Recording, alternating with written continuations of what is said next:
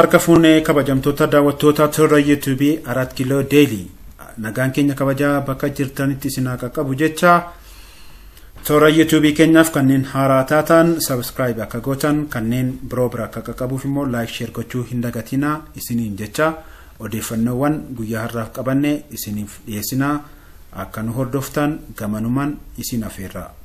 Guyyaa har'aa irrattis odeeffannoowwan marii mootummaa federaalawaa dimokiraatawaa Itoophiyaa fi mootummaa naannoo Tigraay TPLF waliin deemsifamuuf jiru keessatti mootummaan Eertiraa hirmaachuu qabdi moo hirmaachuu hin qabdu yaadota jedhan gama garaagaraan ilaallee jirra. Itti dabaluun dhimma baankiin hojii gamtaa Oromiyaa fiilmii ispoonsara godhe jedhamu tibbana miidiyaa hawaasaarra naanna'aa ture irrattis deebii baankichaa qabannee dhiyaannee jirra. Dhumarrattis haleellaa humnoonni Alshabaab Somaaliyaa Moqaadishoo irratti geessisan qabannee dhiyaannee jirra. Akka nu hordoftan irra deebi'uudhaan isin affeerra. Kun 4 kiiloo deeliidha.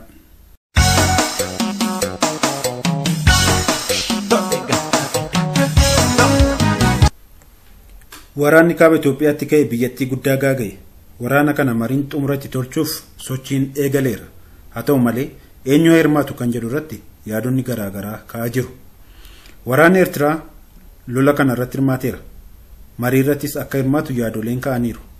Mootummaan federaalaa fi TPLF alatti mootummaan Eertiraa marii kana keessa seenuu qaba moo hirmaachuu hin qabu? Mee kana irratti bal'inaan yaadota garaagaraa qabannee dhiyaanneerraa nu caqasaa. Waraanni waliin Itoophiyaa ji'oottan 20 ol lakkoofsise amma fuula isaa gara marii nagaatti deeffachuuf yaalaa jira. Humnoonni mootummaa federaalaa fi Tigraay afaan qawwee walirraa erga qabanii ji'oottan 6 ta'an lakkaa'amaniiru. Akka lakkoofsa Itoophiyaatti waxabajii 7 bara 2014 ministeerri muummee Abiy Ahmed mariif qophii ta'uu yoo himan guyyaadhuma sanatti aangawoonni Tigraay isaanis mariif banaa ta'uu ibsanii jiru. Mootummaan federaalaa osoo hin bubbuliinis namoota marii kana irratti mootummaa bakka bu'an ifa godheera. Namoota 7 mootummaan bakka bu'an keessaa ministeerri muummee ittaanaa obbo Dammaqaa Mokonniniif pirezidaantii ittaanaa naannoo Amaaraa obbo Geetaachoo Jambar ni argamu. Waraana kurnootni kuma hedduu itti dhuman miiliyoononni itti buqqa'anii fi sarbama mirga namummaa hamaaf karrabani kun adda durummaan mootummaa federaalaa fi humnoonni Tigraay gidduutti geggeeffamus naannoleen ollaa akka Affaariif Amaaraarraas kallattiin qooda irraa fudhataniiru. Darbees biyya sadaffaa ollaa Itoophiyaa taate Eertiraa irraa hirmaachuun badiin qaqqabsiifte dubbii ijoo ta'ee tureera.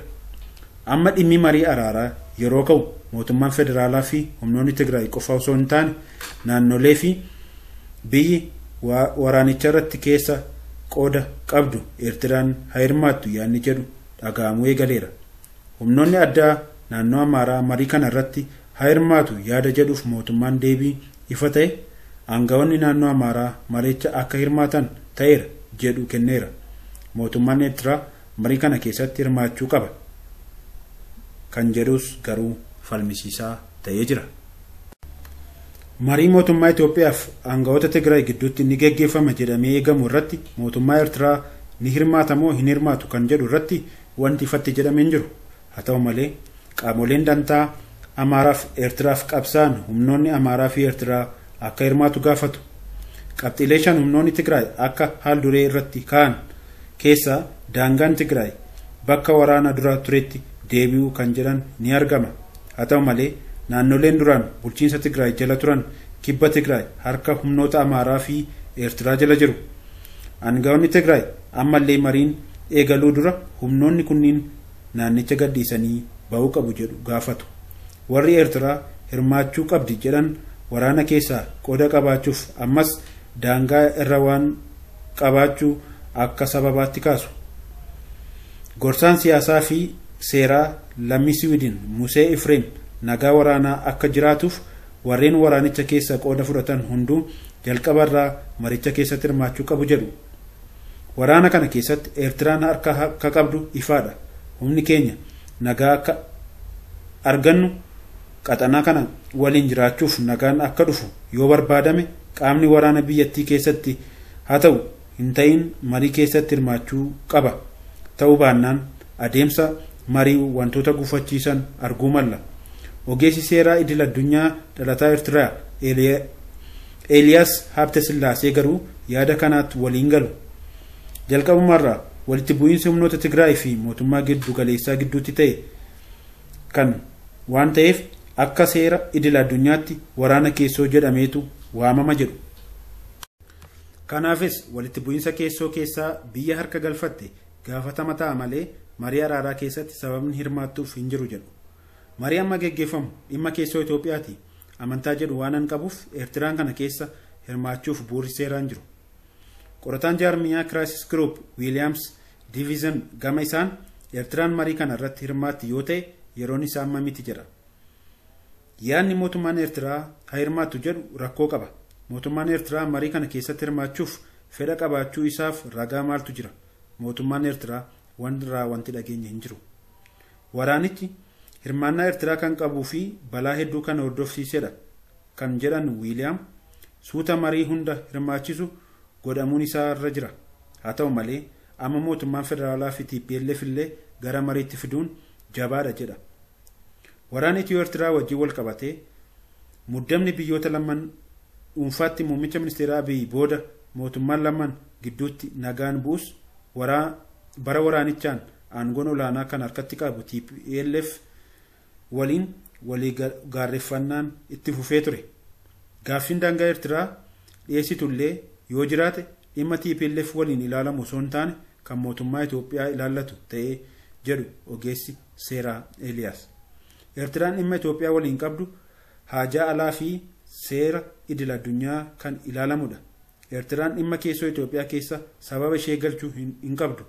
Hanga ammaatti giddu seentummaa gooteef seeraan biyya gaafatamuu maltudha jedhu. Dhimma rakkoo Somaaliyaa hiikuu keessatti ga'ee qabaachaa kan ture obbo Museen ammoo ammallee Somaaliyaa keessa nagaan kan hin buuneef qaamoleen qooda qaban hundi hirmaachuu dhabuu isaaniiti jedhu jechuun akeekkachiisu.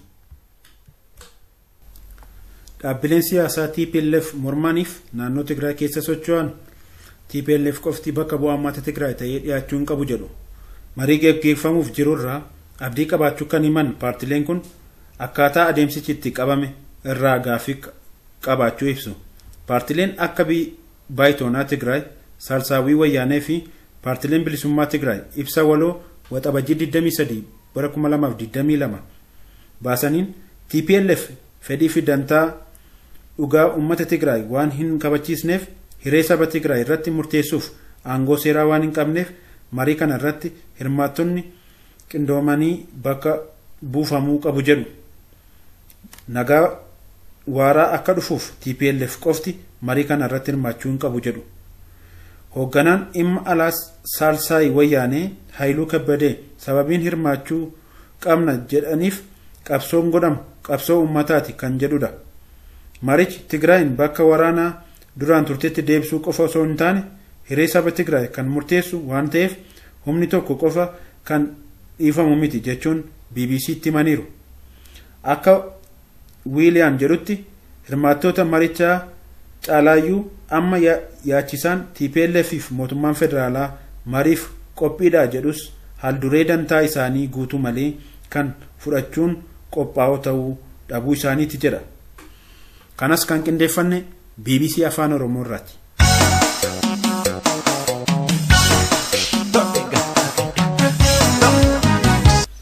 Baankiin Hojii Gamtaa Oromiyaa fiilmii ispoonsara hin goone jedhe.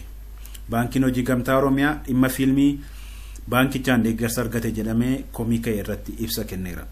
Koreen gadi walitti qabu ijaarsa hospitaala Wallaansa Kalee magaalaa Laga Xaafootti ijaaramuuf karaa garaa garaa maallaqa walitti qabaa jira.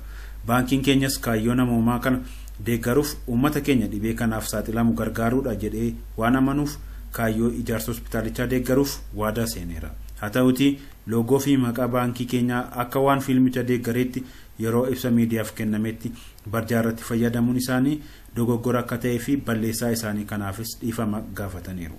Galii fiilmii Yeraas Mangad irraa argamu keessaa gartokkeen dhaabbata tola ooltummaa Itoophiyaa waliin ta'uun hospitaala Wallaansa Kalee magaalaa Laga Xaafoo Laga Daadhiitti ijaaramuuf kan oolu ta'a. Fiilmiin kunis hagayya 16 hoteela Skaalaayitiitti akka eebbifamu beekamee jira.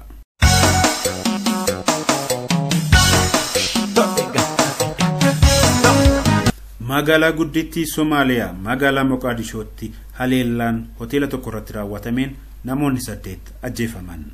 Haleellaa shororkeessummaa hoteela beekamaa magaalaa guddittii Somaaliyaa Moqaadishoo keessatti raawwatameen namoonni 8 lubbuun darbaniiru. Haleellaa shororkeessummaa Al-Shabaab Somaaliyaa keessatti raawwatameen namoonni 8 ajjeefamuu qaamni nageenyaa biyyattii beeksise jedha gabaasni Agence France Presse. Humnoonni nageenyaa biyyattii ammallee hoteelicha to'achuuf yaalaa akka jiran ibsamee jira.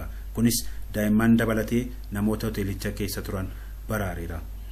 Dho'iinsi kun kan mudate buufata sakatta'insa pirezidaantii fi muummichi ministeera Somaaliyaa gara buufata xiyyaaraa fi deebi'aa jiranitti keessa darban ta'uu AFP'n gabaaseera.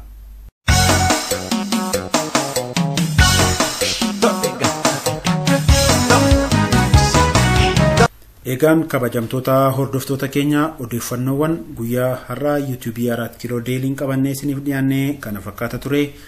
Akka irraa barattan abdii guddaa qabna. Fuuldurattis odeeffannoowwan biroo qabannee kan dhiyaannu ta'uu waadaa isiniif seenna. Kanaaf kanneen haaraa taatan YouTube kana subscribe gochuun kanneen biroo bira akka qaqqabuuf immoo like share gochuun akka hin daganne ammas irra deebinee isin beeksisna. Nagaan nu tura.